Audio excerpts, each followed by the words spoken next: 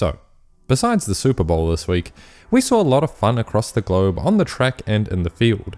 Julien Alfred is back, I've got my NCAA favourite for the year already, Mahuchikh is in some killer form, and there's even been some hot big man action in the shot put. But what's really been irking me, after being forced to report on middle distance world record after world record, is pace lights, and how frankly, they're kind of ruining the record books. Working hard and charging towards the history books! He's just outside the world record!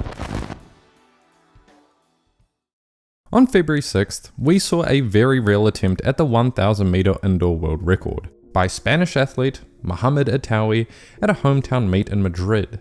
Attaoui is an athlete who's been a bit overshadowed by the recent batch of 800 meter freaks. He has a personal best of 142, top 12 all time, and at the 2025 World Champs and 2024 Olympics, he finished just outside the medals both times in scintillatingly quick races. So here we are. A race with conditions perfectly catered to Attaoui for a world record attempt. 2 paces leading him, pace lights at world record pace, ensuring he doesn't waste energy changing gears. And don't get me wrong, it's not all negatives.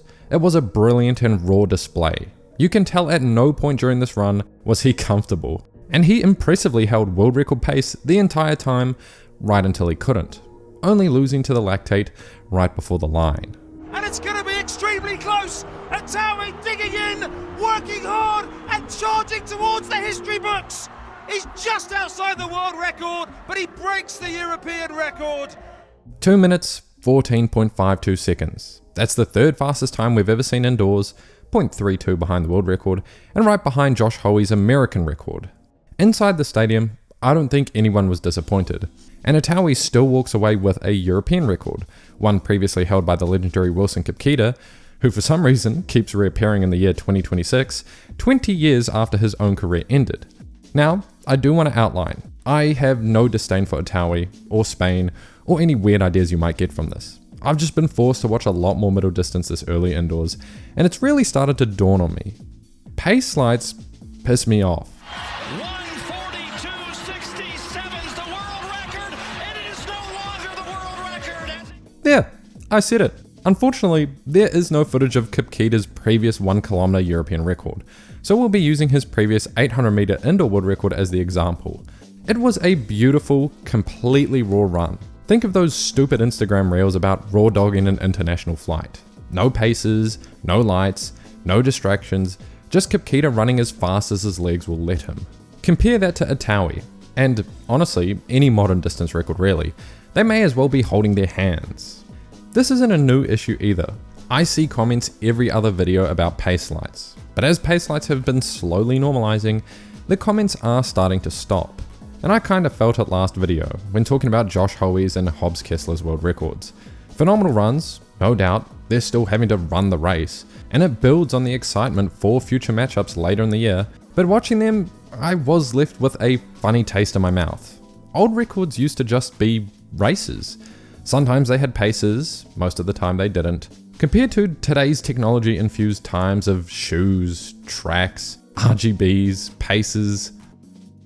And I'm very aware shoes have the biggest impact overall. In distance running, seen a 2 to 3% improvement on times. But pace lights have also shown to have just below a 1% increase, which doesn't sound like much at all. But in a race that takes 2 minutes and 14 seconds, for example, that's about 1.2 seconds, which is the difference between 3rd all time and 9th. And even today, records can clearly still be done without pace lights, Grant Fisher being the prime example. His indoor 5k and 3k world records from last year were some of the most electric and logic-defying records we saw, especially his 5k where he was having to lap people and go around them. I've always been more of a sprint and jump fan, and those events are still very, very raw. Yeah, the tracks are a bit faster, shoes are definitely better, but in terms of the jumps, the shoes aren't actually any better, but the advantages runners get seem to be getting a bit out of hand. And is there a solution to this? Not really. I personally just think pace lights should be for the audience only. And yeah, that's the end of my useless old man yells at cloud segment. Give me 6 months and I'll be yelling at shoe tech. Last year we were robbed of an incredible showdown. Melissa Jefferson versus Julien Alfred in the women's 100 meter. Now, we don't know what could have happened. But Alfred is back and rebounding hard. Here she is, unnecessarily demolishing a college field. Vidal, Farrell, Jennings, Alfred, Thomas, Allen, and Ubang, and look at Alfred. And since it's not exactly a hot field, you can't really tell if anything's changed. But this time is her fastest 60 meter season opener she's ever run. And that's coming from an athlete who's already run the second equal fastest 60 meter in history. And talking about her PR, funnily enough, that 694 from 2023 is shrouded in a little bit of skepticism. A lot of people think she robbed herself of a few milliseconds by dipping incorrectly, and that much is clear as day. Could have it been a world record though?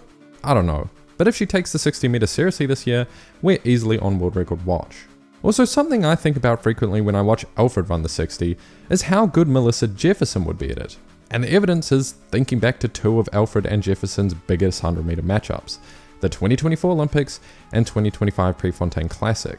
In both races, clear as day, Jefferson had the better start both times. And Jefferson got destroyed by Alfred in Paris.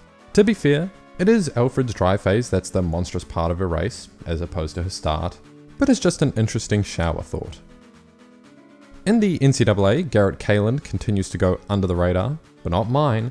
2 weeks ago, he ran an indoor 300 meter in 32.10 seconds, a top 10 time ever, and that was the same week Noah Lyles and Jareem Richards embarrassingly ran slower in their so-called epic world record showdown. And you know, a lot of college kids run a wacky fast time here and there, and they never really amount to much, mainly due to the brutal college system destroying them, but Kaalund has been consistently fast and improving. Last year running amongst Makarawu, Charamba, Tamaz McCallum, and Jordan Anthony in the 200 meter final at the NCAAs, beating half of them mind you, each of which made the World Championship or Olympics or just ran stupid fast. And this last weekend, Kaalund came back again to run a 20.12 seconds 200. And Garrett Kaalund is dominating here. Kaalund's going to run away with it and run a very quick time, folks. A time 0.3 seconds faster than anyone else this year, meaning he's the fastest man in the world so far in both the indoor 300 and 200. And this all comes after running 19.85 seconds last year in the 200 outdoors. I'm telling you, something's cooking, I can just feel it. Either that or I'm being duped by a college athlete again. Regardless, he's my college pick for the year so far. And to finish out the sprints, we saw a 6:48 second 60 meter world lead by Saeed Salem.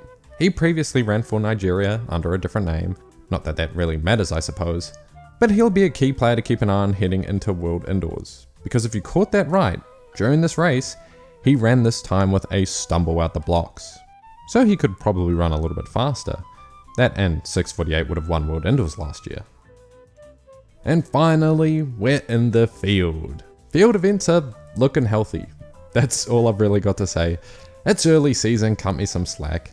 We've seen some big shots by the big boys, and honestly, it was a pretty fun competition out at the Czech Indoor Gala. Jordan Geist taking the overall win with a throw of 22.04 meters, followed by Campbell with a big 21.94, and Steen with a 21.88.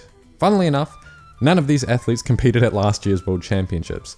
Two of them due to not qualifying because they're American, and that's tough, plus Campbell switching allegiance to Turkey. Yet 21.94 meters was enough to medal at the World Champs last year. It'd be like that sometimes. And even then, the biggest throw of the week would come from Italy's Leonardo Fabri, 22.05 meters out in South Africa. And while Yaroslava Mahuchikh continues to jump well, at 2.01 meter this weekend, continuing to build into a healthy season, the men are jumping 230 all over the place. Two new men over 230 this year, 5 and 3 centimeter PBs respectively, yet somehow the most intriguing result was a 17-year-old Algerian, Younes Ayachi, I might have butchered that, clearing 228, after also jumping 226 in January. Now that's a rare talent we haven't seen in a long time. Is high jump back? Probably not. And that's it for the week. Sorry if this last section felt rushed. Honestly, this whole video kind of was. I'm trying to put out more content this year, deeper dives like I did on Bowl, while still trying to cover all the bases. I'll probably need a bit of time to adjust. Hope you enjoyed, and see you all next time.